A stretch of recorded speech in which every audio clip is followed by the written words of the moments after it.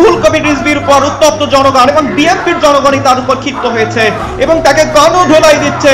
তার বক্তব্যের তীব্র প্রতিবাদ জানিয়ে মুহূর্তেই কিন্তু রণক্ষেত্র তৈরি হয়েছে। আশুলিয়ায় হামলার শিকার হয়েছেন বিএনপির সিনিয়র যুগ্ম মহাসচিব রুহুল কবির রিজভী। রাতে আশুলিয়ার পূর্ব নরসিংহপুরের সোনামিয়া মার্কেট এলাকায় এই ঘটনা ঘটে। এই সময় জামায়াত শিবিরের নেতাকর্মীদের সাথে পুলিশের ধাওয়া পাল্টা ধাওয়ার ঘটনা ঘটেছে। এই সময় আহত হন 2 পুলিশ সদস্য। রুহুল কবির রিজভী তার বক্তব্যে জামায়াত ইসলামীকে কটাক্ষ করে খুর পার্টি এবং রক কাটা পার্টি বলে উল্লেখ করেন। খুর পার্টি এবং পায়ের রক কাটা পার্টি, এরা কারা এদেরকে জনগণ জানে না?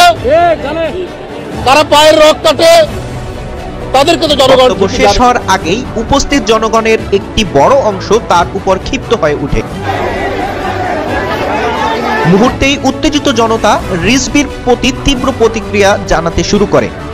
এ ঘটনার এক পর্যায়ে রুহুল কবির রিজভী ক্ষমা চেয়ে আলোচনা কেন্দ্রটি ছেড়ে চলে যায়। এ ঘটনার কারণে পুরো অনুষ্ঠান স্থল রণক্ষেত্রে রূপ নেয় এবং উপচে পড়া ভিড় পরিস্থিতি আরো উত্তপ্ত করে। এ ধরনের পরিস্থিতি এড়াতে নেতাদের আরো দায়িত্বশীল বক্তব্য দেওয়ার প্রতি আহ্বান জানিয়েছেন বিএনপির ভারপ্রাপ্ত চেয়ারপারসন তারেক রহমান। সহকর্মী এরকম ভুল উপলব্ধি করছেন, তাদের বিভিন্ন আচরণের জন্য বিভিন্নভাবে জামাত এবং বিএনপির মধ্যে অলরেডি কিন্তু খেলা শুরু হয়ে গিয়েছে। হ্যাঁ, ঠিক শুনতে পাচ্ছেন, জামাত বিএনপিকে দোষারোপ করছে, বিএনপি আবার জামাতকে দোষারোপ করতেছে। সেই সাথে রিজভীকে, বিএনপি যে রিজভী আছে সেই রিজভীকে কিন্তু জামাত ইসলামের নেতাকর্মীরা চরম ভাবে ধুলাই করছে। আজকের ভিডিওটা অত্যন্ত গুরুত্বপূর্ণ, পুরো ভিডিওটি না দেখলে আপনি বুঝতে পারবেন না। বাংলাদেশের ধর্মনিরপেক্ষবাদী শিবিরকে যারা সমাজতান্ত্রিক কমিউনিস্টরা বারবার আমাদের এখান থেকে মুছে দিতে চেয়েছে, তাদের কাছে বলতে চাই, এই দীর্ঘ ফ্যাসিবাদের কালো যুগে মিথ্যাচার, অপপ্রচার, রক কাটার অপবাদ, চাঁদাবাজির অপবাদ, সন্ত্রাসের অপবাদ দিয়ে তোমরা শিবিরকে থামিয়ে দিতে চেয়েছো। তোমরা হত্যা, সন্ত্রাস, খুন, গুম, রিমান্ড, ক্রসফায়ার, আয়নাগরের চেষ্টা করে রক্তাক্ত পথ মারিয়ে তোমাদের উপেক্ষা করে শিবির আজকে সরের দুধ দানে প্রমাণ করেছে তোমাদের কোন বাধা শিবিরকে আটকে রাখতে পারে নাই। আমরা বিস্মিত হই যখন শিবিরকে রক কাটা বলে বদনাম করা হয়, অপবাদ দেওয়া হয়। আমার পরিষ্কার মনে আছে, ইতিহাস সাক্ষী, বাংলাদেশে জামাত ইসলামীর পঞ্চম জাতীয় সংসদে আমাদের পার্লামেন্টারি পার্টি লিডার সাবেক মন্ত্রী মাওলানা মতিউর নিজামী শিবিরের বিরুদ্ধে অপবাদের ব্যাপারে সংসদে দাঁড়িয়ে তিনি চ্যালেঞ্জ দিয়েছিলেন, শিবিরকে রক কাটার নামে যে বদনাম করা হয়, উনি পার্লামেন্টে দাঁড়িয়ে চ্যালেঞ্জ দিয়েছিলেন শিবির রক কেটেছে। একটা প্রমাণ যদি কেউ দেখাতে পারে, অনেক হত্যাকাণ্ডের পোস্টমর্টেম রিপোর্ট আছে, এখন আজও পর্যন্ত কোনো প্রমাণ দিতে পারেনি। উনি বলেছিলেন যদি কেউ প্রমাণ দিতে পারে যে শিবির রক কেটেছে, যে কোনো পোস্টমর্টেম রিপোর্ট, কোন সংঘর্ষ কখন হয়েছে, আপনারা নিয়ে আসুন। প্রমাণ দিতে পারবেন না, প্রমাণ দিতে পারলে আমি রাজনীতি ছেড়ে দেব।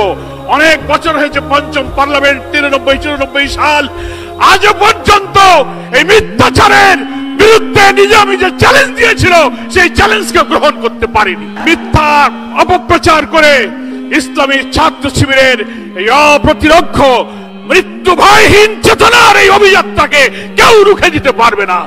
যারা শিবিরকে, জামাতকে চাঁদাবাজ, ব্যাংক লুট আর রক কাটার অপবাদ দেন, তাদের কাছে বলবো, আয়নার সামনে দাঁড়িয়ে নিজের চেহারাটা আপনারা একটু দেখুন।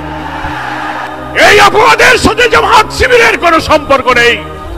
সংগ্রামী ভাইয়ের আমার, আমরা তাই আজকে বলতে চাই, ইসলামী ছাত্র শিবির বাংলাদেশের লক্ষ কোটি তরুণ ছাত্র সমাজকে চরিত্র, নৈতিকতা, জ্ঞানের শিক্ষায় আলোকিত করে নির্যাতিত, নিপীড়িত, অনাহারী, বুভুক্ষ, অন্নহীন, নিরন্ন মানুষের মুক্তির জন্য সংগ্রাম করছে। দুনিয়াবি কোন স্বার্থ, জাগতিক বিত্ত, বৈভব, সম্পদের মোহ শিবিরের মধ্যে নাই।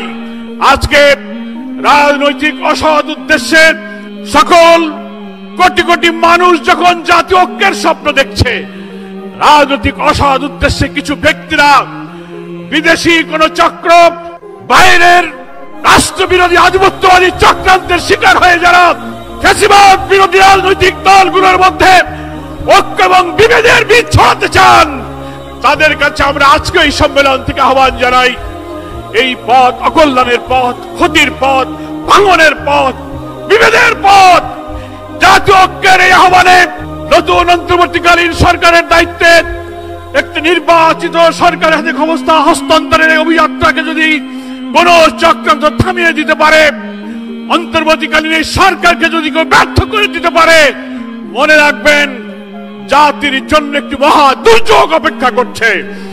আমরা দেশবাসীর কাছে আহ্বান জানাই, সকল অপপ্রচার মিথ্যাচারের বেড়াজাল ছিন্ন করে আসুন একটি শান্তিপূর্ণ বাংলাদেশ নতুন রাষ্ট্র বিনির্মাণের চেষ্টায় আমরা এই দেশের মানুষকে ঐক্যবদ্ধ করি।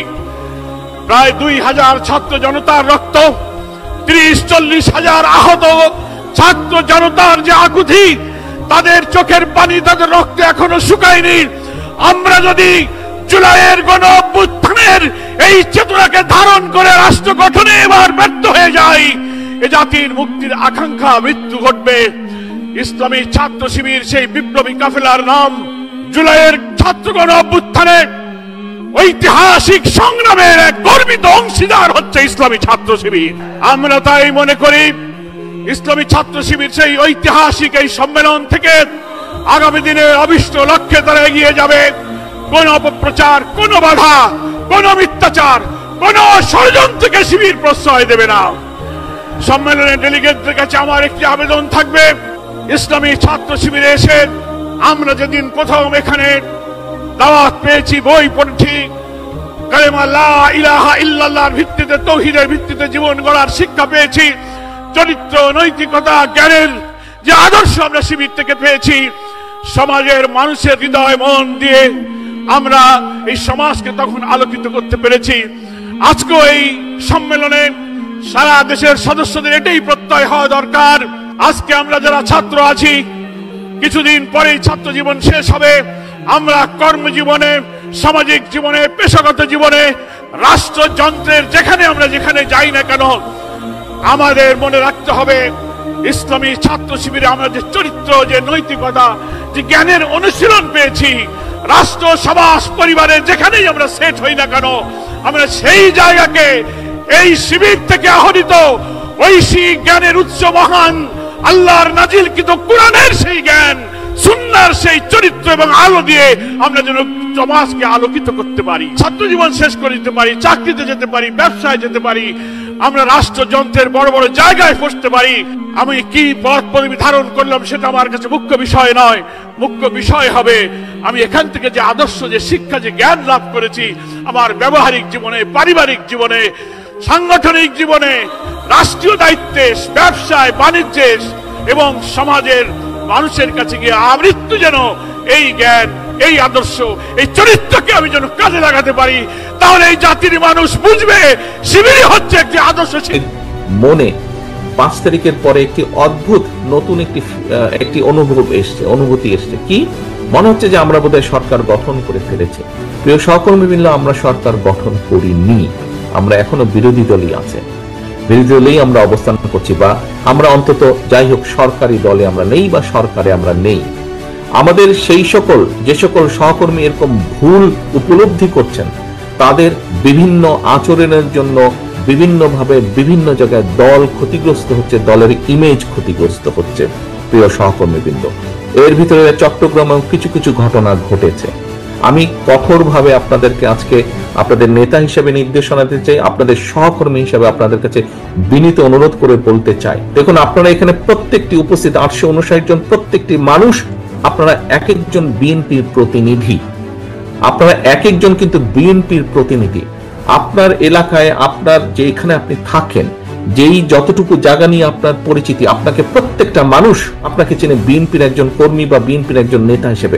হলেন আপনি বিএনপির, হলেন আপনি যুবদল, স্বেচ্ছাসেবক, ছাত্রদল, শ্রমিক দল, তাঁতি দল, যেটাই হন না কেন, এন্ড অফ দ্য ডে আপনাকে মানুষ, আপনার যদি নাম হয়ে থাকে এরশাদুল্লাহ, আপনাকে ও বিএনপির এরশাদুল্লাহ, আচ্ছা, এইভাবে আপনাকে কিন্তু মানুষ চিনে। ও নাজিম, ও বিএনপির নাজিম, আচ্ছা, এইভাবে কিন্তু মানুষ আপনাকে চেনে। অর্থাৎ আপনি পরিচিত বিএনপির প্রতিনিধি হিসাবে। প্রিয় সহকর্মীবৃন্দ, আপনি যখন আপনার নিকট আত্মীয় স্বজনের বাসায় যান, আপনি নিশ্চয়ই আপনার চলাফেরা, কথাবার্তা, উঠা বসাতে এমন কিছুর পরিচয় দেন যাতে সেই আত্মীয়র মনে আপনার সম্পর্কে কোনো নেগেটিভ ধারণা না হয়। এটি নর্মালি আমরা করি না, এটি নেগেটিভ ধারণা না হয়। সহকর্মীবৃন্দ, আপনি যখন এলাকায় পরিচিত বিএনপির প্রতিনিধি হিসাবে কেন আপনি এমন কিছু করবেন, আপনার যেই কথা, আপনার যেই বিহেভিয়ার, আপনার যেই কাজের দ্বারা দলের ইমেজ, দল ক্ষতিগ্রস্ত হবে, কেন আপনি এটা করবেন? আপনার এলাকার মানুষ তো আপনারই স্বজন, আপনারই তো আপনজন। দুদিন পরে যখন ভোট হবে ইনশাল্লাহ, সেই ভোটের সময় তো আপনি ধানের শীষের পক্ষে ভোট করতে যাবেন। আপনি কোন মুখে তাদের কাছে ভোট চাইবেন? আজকে যদি এমন কোন বিতর্কিত কথা বা বিতর্কিত কাজ আপনি করে থাকেন, তখন তো সে আপনাকে উল্টা ইনসাল্ট করবে যে ওই দিন এই কাজ করেছিল না, কেন এখন আসছে ভোট চাইতে আমার কাছে? এই কথা আপনাকে শুনতে হবে। আমাদের পক্ষে সম্ভব না, আমরা বিশ্বাস করি না দামি। আপনারা পুরো ভিডিও ক্লিপটি দেখলেন এবং সবার বক্তব্য শুনতে পারলেন। রক কাটা পার্টি মানে বিএনপির যে নেতাকর্মী আছে, মানে রিজভী থেকে শুরু করে আরো অনেকগুলো বলতেছে। এরপর ফখরুল, যিনি মহাসচিব বিএনপির, সেও কিন্তু এই জামাত ইসলামকে কটাক্ষ করে বা ইসলামী মাইন্ডের যারা আছে তাদের সকলকে কিন্তু কটাক্ষ করে তারপর কিন্তু কথা বলে। আমার প্রশ্ন হচ্ছে, জামাত ইসলাম আসলে এই যে এতদিন যে বিএনপির সাথে যে মানে নারীদের সাথে হাত মিলে তারপর ক্ষমতা যাওয়ার জন্য পায়তারা করছে, এই জিনিস আসলে কি ক্ষমতার জন্যই? এটাই এই জন্যই কি আসলে মূলত তাদের এই বিএনপির সাথে হাত মিলানো? আমার মানে বুঝে ধরে না। এখন বুঝতে পারছে জামাত, এখন বহুদিন পর মাইটের খাওয়ার পর এখন বুঝতে পারছে যে আসলে বিএনপি এগুলো ভালো কোনো দল না, এটা বুঝতে পারছে। কিন্তু চরমনায় পীর সাহেব হুজুর তিনি বুঝতে পারছেন আর বহু আগে, কারণ এই জন্যই তিনি কোনো নারীর সাথে এখন পর্যন্ত হাত মিলান নাই, আর জীবনে তিনি কোনোদিন হাত মিলাবেন না, যেতে যদি তিনি একটা মেম্বার সিটও না পান। তো আলহামদুলিল্লাহ, এবার চরমনায় পীর সাহেব হুজুর ইনশাল্লাহ 300 আসনে প্রার্থী হবেন ইনশাল্লাহ, দেখতে পারবেন খেলা ইনশাল্লাহ। তো যাকার কোনো কথা ভিডিওটি সর্বোচ্চ শেয়ার করে দিবেন। আল্লাহ হাফেজ।